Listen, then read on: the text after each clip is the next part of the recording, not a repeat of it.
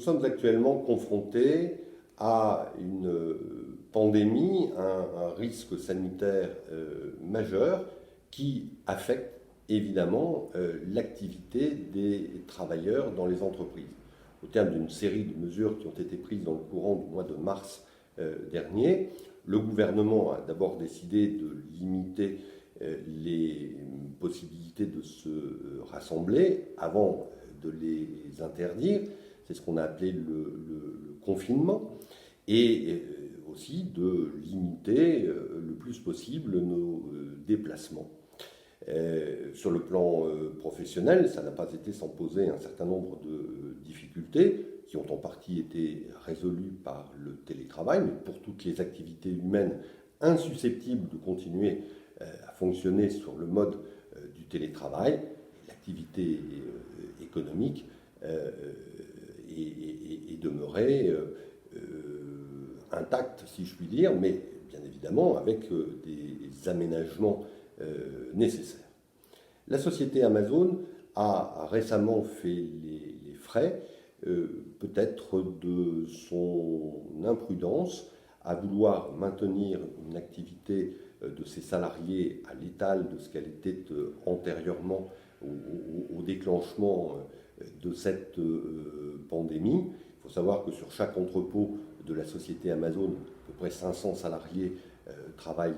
ensemble, que les mesures de distanciation sociale y sont évidemment extrêmement difficiles, qu'ils travaillent dans une ambiance confinée, et que dans ces conditions, il est apparu aux représentants du personnel de cette entreprise, un certain nombre de salariés extrêmement anxieux d'être confrontés à un risque majeur de contamination par le Covid-19, eh bien, un danger, une alerte a été émise, un risque grave, un danger grave et immédiat a été identifié comme étant celui de la contamination des travailleurs confinés dans des conditions de travail impropres à assurer leur sécurité et leur santé physique. Amazon a considéré qu'elle avait pris dans les jours qui ont suivi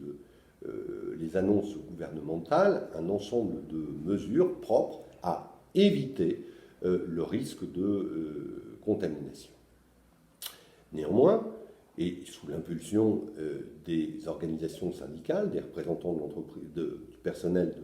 de l'entreprise, un certain nombre de salariés ont décidé d'exercer leur droit de retrait, considérant à titre personnel qu'ils étaient soumis à un risque intolérable pour leur santé. C'est en définitive la justice qui a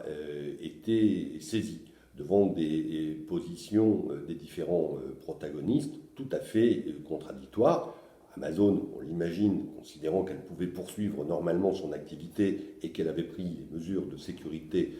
appropriées, et les salariés et leurs représentants pensant très exactement le contraire. En définitive, par deux décisions, d'abord du tribunal judiciaire de Nanterre, puis de la cour d'appel de Versailles, Amazon a été sévèrement rappelé à l'ordre à partir du moment où les juges ont constaté que, d'abord, l'évaluation des risques avait été faite de manière impropre, imparfaite en tout cas, que les salariés n'y avaient pas été associés, alors qu'eux-mêmes étaient en première ligne, si je puis dire, et confrontés à ce problème. Et dans un deuxième temps, tribunal et cour d'appel ont considéré que le seul moyen susceptible de permettre une poursuite d'activité de la société Amazon tout en respectant des règles strictes de sécurité pour la santé des travailleurs était de limiter son activité aux seule transmission, au seul passage seule prise de commande de produits de première nécessité, permettant ainsi à une partie non négligeable des salariés de pouvoir si je puis dire, rester chez eux, en tout cas d'être épargnés, et pour les autres, de bénéficier de mesures notamment de distanciation sociale, permettant de poursuivre une activité, je ne vais pas dire en toute sécurité, mais en tout cas en limitant notablement les risques. Anecdote à ce propos, à partir du moment où la société Amazon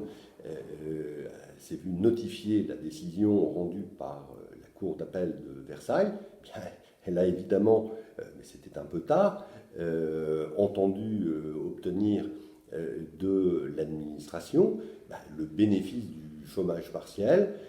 pour ceux de ces salariés qui ne pouvaient pas poursuivre leur activité, si je puis dire, par décision de justice. Et c'est justement ce que la Direct a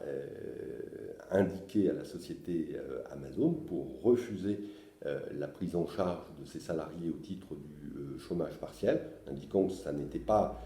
sur la base d'une décision spontanée de l'employeur d'épargner ses salariés, de les laisser chez eux, à partir de laquelle aurait pu être faite une demande de chômage partiel qui était ici en cause, mais un chômage